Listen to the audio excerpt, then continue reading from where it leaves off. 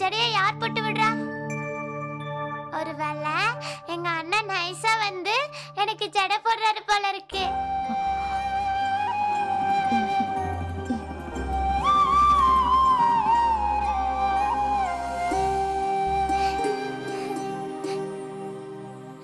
அம்மா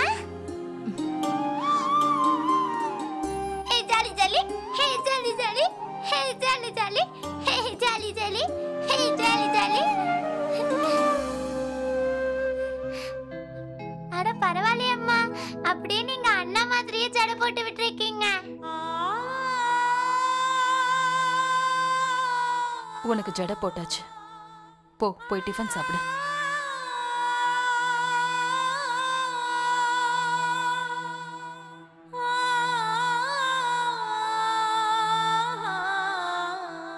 நீங்க கொஞ்சம் என் கூட ரூமுக்கு வரீங்களா?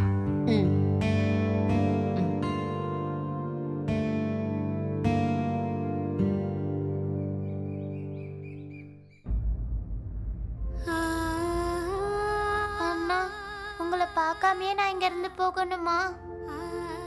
சரி வாமா செல்லம், டிஃபன் சாப்பிட. அப்புறம் நீ கிளம்பணும்ல, வா.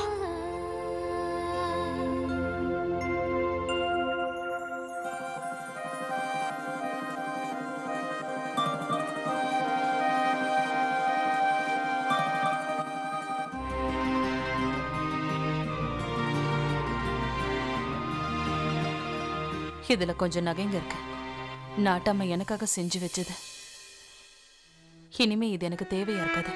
அப்புறம் நானும் கொஞ்சம் செஞ்சு வச்சிருக்கேன் மீராவுக்காக.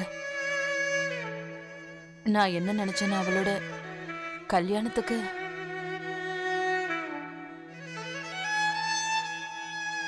ஆனா இப்ப நீங்க அவளை உங்களோட கூட்டிட்டு போறதுனால இதையும் எடுத்துட்டு போங்க.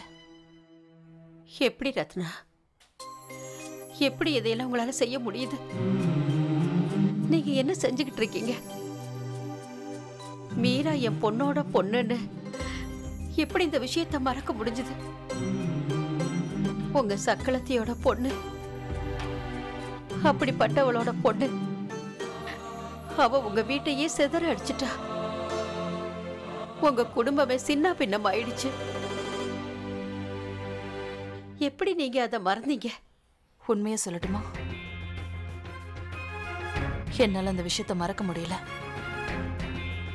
உங்க பொண்ணையும் என்னால மறக்க முடியல. நான் இன்னொரு விஷயத்தை கூட மறக்கல. மீரா உங்க பொண்ணுக்கு பிறந்த பொண்ணுன்னு எப்பெல்லாம் மீரா என் முன்னாடி வந்தாலும் அப்பெல்லாம் என்னால இதை கூட மறக்க முடியல. அவ என் அன்பியோடைய உயிரின்னு,